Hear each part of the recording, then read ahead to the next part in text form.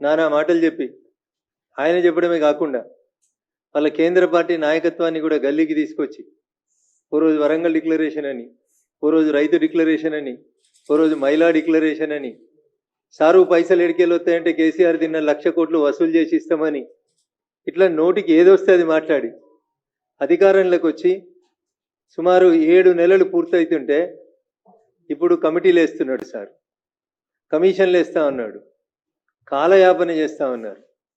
ఇది బాధాకరమైనటువంటి విషయం. ఆశించినంత వర్షాలు రాక రైతన్నలు ఒక పక్క విత్తనాలు, ఒక పక్క ఎరువులు, ఇంకొక పక్క లాగోడికి పెట్టుబడి కావాల్సినటువంటి పైసలు లేక అవస్థలు పడుతుంటే సార్కి ఇప్పుడు గుర్తొచ్చింది ఒక కమిషన్ వేయాలని, ఒక కమిటీ వేయాలని, ఉప ముఖ్యమంత్రి నాయకత్వంలో దాని మీద విచారణ చేయాలని ఇప్పుడు ఆలోచించడం అనేది దురదృష్టకరమైనటువంటి విషయం. నేను చెప్తలేను ఇవి, రేవంత్ రెడ్డి గారు చెప్పినటువంటి మాటలనే మళ్ళీ మీ ద్వారా రైతన్నల పక్షాన ప్రభుత్వాన్ని నిలదీయాలనే ఉద్దేశంతో ఈరోజు మీ ముందుకు రావడం జరిగింది. అభయహస్తం మేనిఫెస్టో అలా రాహుల్ గాంధీ మొన్న ఏదో శంకరుని బొమ్మ చూపెట్టి పార్లమెంట్లో అభయముద్ర అభయముద్ర అభయహస్తం అని ముచ్చట చెప్పిండు. రాహుల్ గాంధీ గారు చెప్పిన అభయహస్తం మేనిఫెస్టో రేవంత్ రెడ్డి గారు ఇక్కడ విడుదల చేసినటువంటి వరంగల్ రైతు డిక్లరేషన్ ఏం రాసిరంటే అన్న, దీంట్లో మొదటిది కాంగ్రెస్ ప్రభుత్వం ఏర్పడిన వెంటనే రూపాయలు 2 లక్షల రైతు రుణమాఫీ, ఇది మొదటిది.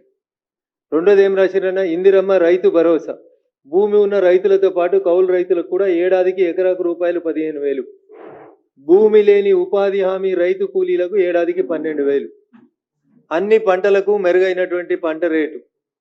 ఇది నేను రాసింది కాదన్నో, మూతపడిన చక్కెర కర్మాగారాలు తెరిపించి పసుపు బోర్డు ఏర్పాటు చేస్తాం, పంట బీమాతో మన్రేగాని అనుసంధానం చేసి వ్యవసాయానికి రైతులకి ఉపయోగకరమైనటువంటి పనులు చేస్తాం. దిస్ ఈజ్ కాల్డ్ వరంగల్ రైతు డిక్లరేషన్ చాప్టర్ 3 అభయహస్తం మేనిఫెస్టో. గౌరవనీయులు పిసిసి అధ్యక్షుని హోదాలో రేవంత్ రెడ్డి గారు పుస్తకం రూపం లోపల ప్రకటించినటువంటి కాంగ్రెస్ మేనిఫెస్టోలో రైతులకు సంబంధించి వారు ఇచ్చినటువంటి హామీ ఏమన్నారు, ఇంకా డిసెంబర్ 9వ తారీఖు సోనియా గాంధీ గారి బర్త్డే, తెలంగాణ ఇచ్చిన తల్లి సోనియమ్మ పుట్టినరోజు డిసెంబర్ 9, కాబట్టి డిసెంబర్ 9 లోపు 2 లక్షల రూపాయల రైతు రుణమాఫీ చేస్తామన్నాడు. తెలంగాణ మీద గౌరవం లేదు, సోనియమ్మ మీద గౌరవం లేదు, ఆఖరికి వాళ్ళు పెట్టుకున్న రైతు భరోసా పేరేంది, ఇందిరమ్మ రైతు భరోసా. ఇందిరమ్మ పేరు మీద గౌరవం లేదు, సోనియమ్మ పేరు మీద గౌరవం లేదు, వరంగల్ రైతు డిక్లరేషన్ పేరు మీద గౌరవం లేదు, కాంగ్రెస్ పార్టీకి తాను ఇచ్చినటువంటి ఎన్నికల మేనిఫెస్టో మీద అంతకంటే గౌరవం లేదని చెప్పడానికి ఈ ఒక్క పేజీ చాలని నేను అనుకుంటా ఉన్నా. అందుకని ముఖ్యమంత్రి గారు ఆయన భాషలో చెప్పాలంటే పాలమూరు జిల్లాలో తొలుత అని చెప్తారు, ముఖ్యమంత్రి గారి భాషలోనే చెప్తా, నేను చెప్పింది కాదు, తొలుత ఆయన అన్నమాట. తొలుత తొలుత అంటే ఫస్ట్ అని అర్థం. అట్లా పాలమూరుల భాషలో జర అదొక పదంగా టిపికల్గా వాడతారు దాన్ని. దాంట్లో చెప్పిండు ఆయన, ప్రముఖ తెలుగు దినపత్రికలో వాళ్ళ నాయకుడు, ప్రస్తుత ఎల్ఓపి కాంగ్రెస్ పార్టీ లోక్సభ పక్ష నాయకుడు రాహుల్ గాంధీని పక్కన పెట్టుకొని ఆయన చెప్పినటువంటి మాట, తొలుత రైతు రుణమాఫీ అన్నాడు. ఇంకా తొలుత రాలే, తొలకరు రాలే ఈయనకి, ఇంకా తొలకరు వర్షాలు ఎప్పుడు వస్తాయో తెలియదు ఈయనకు. తొలుత అంటే 9 నెలల. ఇవాళ డిసెంబర్ 7వ తారీఖు రోజు ముఖ్యమంత్రిగా ప్రమాణం చేసిండు. ఆయన భాషలో, వాళ్ళ పాలమూరు భాషలో ఆయనే చెప్పిన మాట, తొలుత రైతు రుణమాఫీ. తొలుత పోయింది, 9 నెలలు అయితే పిల్లలు కూడా పుట్టే టైం వచ్చింది, కానీ తొలుత యాదికి వస్తలేదు రేవంత్ రెడ్డి గారు. ఇప్పుడు ఉప ముఖ్యమంత్రి గారట, ఇంకో 4 మంత్రులట కమిటీ చేస్తారంట. My question is straight to the state government and honourable chief minister. Committee నివేదిక ఇచ్చిన తర్వాత మళ్ళీ ఈ డబ్బులు తెచ్చుకోవడానికి మళ్ళీ అడిగిపోతావు, ఏడికేళ్ళు అవుతాయి, ఎన్ని లక్షల కోట్లు వస్తాయి అసలు డబ్బులు, ఎన్ని లక్షల కోట్లు కావాలి రైతు రుణమాఫీకి? ఏమన్నా ఐడియా ఉందా మీకు? అసలు ఈ రాష్ట్ర ప్రభుత్వానికి అధికారంలోకి రావాలనే యావ తప్ప, అడ్డగోలుగా మాట్లాడి అడ్డగైన హామీలు ఇచ్చి అధికారంలోకి రావడం తప్ప నిజంగా మీరు చెప్పినటువంటి ఏ ఒక్క మాటనన్నా, నేను ఒక అక్షరం తప్పు మాట్లాడితే ఏ శిక్షకైనా నేను సిద్ధం. ఇది నేను మాట్లాడినవి కాదు, ఈ ఓన్లీ నేను మీకు పేపర్ కటింగ్సే చూపిస్తున్నాను, ఇంకా వీడియోలు ఉన్నాయి చాలా అన్న మాట్లాడినాయి. మస్తు మస్తు మాటలు చెప్పిండు. దీంతో ఏమంటాడు, ఆగస్టు 15 నుంచి 30 లక్షల ఉద్యోగాల భర్తీ వచ్చేస్తుంది 15 ఆగస్టు, దీనికి ఇంకా నెలనే బాకీ ఉన్నది. ఇంకా రెండో మాట, బిలియనీర్లకు మోడీ మాఫీ చేసిండు, మేము పేదల డబ్బుల్లో ఖాతాలు వేస్తాం. నర్సాపూర్, సరూర్ నగర్ జనజాతర సభల్లో కాంగ్రెస్ అగ్రనేత రాహుల్ గాంధీ మా మెదక్కి వచ్చే చెప్పిండు అని, అందుకని నేను మెదక్ ఎంపీగా రెస్పాండ్ కావాల్సి వస్తుంది. తొలుత రైతు రుణమాఫీ, రాహుల్ గాంధీ గారు వై కాంట్ యూ స్పీక్? మీ తల్లి పేరు మీద సోనియమ్మ బర్త్డే పేరిట డిసెంబర్ 9 పేరిట సోనియమ్మ తెలంగాణ తల్లి దేవత అని చెప్పినటువంటి సోనియమ్మ పేరిట ఇచ్చిన మాటనే తుంగల దొక్కితే కాంగ్రెస్ పార్టీకి ఇంకా దేని మీద భరోసా ఉంటుందో ఒకసారి ఆలోచించాలి మీరు.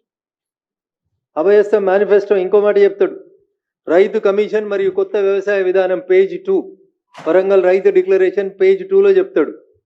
ఏమంటాడు? రైతు కమిషన్ మరియు కొత్త వ్యవసాయ విధానం ఏర్పాటు చేస్తాం, లాభసాటి వ్యవసాయమే లక్ష్యంగా తెలంగాణ వాతావరణ పరిస్థితులకు అనుకూలంగా ఇన్ని పైసలు ఇస్తామని రాశాడు.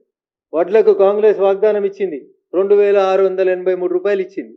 అప్పుడున్న ధర 2183 రూపాయలు. మేము అధికారంలోకి వస్తే 2683 రూపాయలు ఇస్తామన్నారు.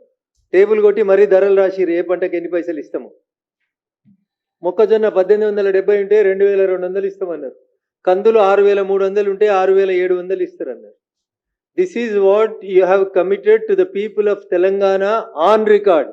రాతపూర్వకంగా అభయహస్తం మేనిఫెస్టో అని పెట్టి ఇందిరమ్మ రైతు భరోసా అని చెప్పి పొద్దుగాలైతే సోనియమ్మ ఇందిరమ్మ కాంగ్రెస్ అని మాట్లాడేటువంటి రేవంత్ రెడ్డి గారు రాతపూర్వకంగా తెలంగాణ సమాజానికి ఇచ్చినటువంటి వరంగల్ రైతు డిక్లరేషన్ గురించి నేను ముఖ్యమంత్రి గారిని అడుగుతా ఉన్నా. ఎందుకు డిసెంబర్ 9 రోజు ఈ రోజు వేస్తామన్నటువంటి కమిటీ, ఉప ముఖ్యమంత్రి గారు మంత్రులతో పాటు వేస్తామన్న కమిటీని డిసెంబర్ 9వ తారీఖు రోజు ఎందుకు వేయలేకపోయినారు రేవంత్ రెడ్డి గారు?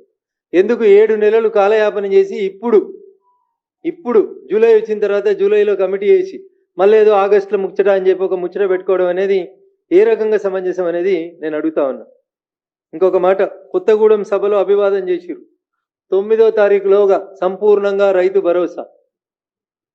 ఇలా వీరు కేబినెట్లో సబ్ కమిటీలో సభ్యులను వేసిన గౌరవనీయులు ఉప ముఖ్యమంత్రి బట్టి విక్రమార్క గారు ఉన్నారు ఈ బొమ్మల. పక్కనే అదే జిల్లాకు సంబంధించిన ఇంకొక మంత్రి గౌరవనీయులు నెంబర్ 2 అని చెప్పుకునేటువంటి ఇంకొక మంత్రి ఉన్నారు, గౌరవనీయులు పొంగులేటి శ్రీనివాసరెడ్డి గారు ఉన్నారు. ఇంకొక సీనియర్ మంత్రి గౌరవనీయులు తుమ్మల నాగేశ్వరరావు గారు ఉన్నారు. ఇంతమంది సీనియర్ మంత్రుల సాక్షిగా ముఖ్యమంత్రి గారు ఖమ్మం జిల్లాలో చెప్పినటువంటి మాట ఏమని? ఏ ఒక్కరికి అందకున్నా ముక్కు నేలకు రాస్తా అన్నాడు. నేను ముక్కు నేలకు రాయమని అడుగుతలేను రేవంత్ రెడ్డిని. వాళ్ళు చెప్పిన మాటలో వాళ్ళకి యాడ్ చేద్దాం అనుకుంటున్నాను. నాకంతే. ఏమన్నాడు? ఏ ఒక్కరికి అందకున్నా ముక్కు నేలకు రాస్తా. రూపాయలు 7500 కోట్లు జమ చేస్తే కేసీఆర్ క్షమాపణ చెప్తారా? ఈ పంచాయతీ కేసీఆర్ పంచాయతీ, రేవంత్ రెడ్డి గారి పంచాయతీ కాదు ఇది. తెలంగాణలో ఉన్న లక్షలాది రైతన్నలు అడుగుతున్నటువంటి ప్రశ్న. ఆయన ముక్కునాలకు రాస్తాడా? నువ్వు ముక్కునాలకు రాస్తావా? మాకొద్దు రేవంత్ రెడ్డి గారు. మీరు ఇస్తా అన్న ఇందిరమ్మ రైతు భరోసా ఏది అని అడుగుతున్నారు రైతన్నలు. ఎవరు రాస్తారు?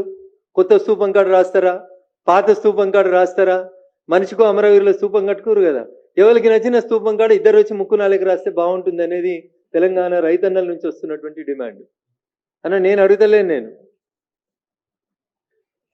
ఏడా కొత్తగూడెం జనజాతర సభ, కొత్తకోట, సీతాఫల్ మండి, ముషీరాబాద్ కార్నర్ మీటింగుల్లో సీఎం రేవంత్ రెడ్డి గారు చెప్పినటువంటి మాటలు.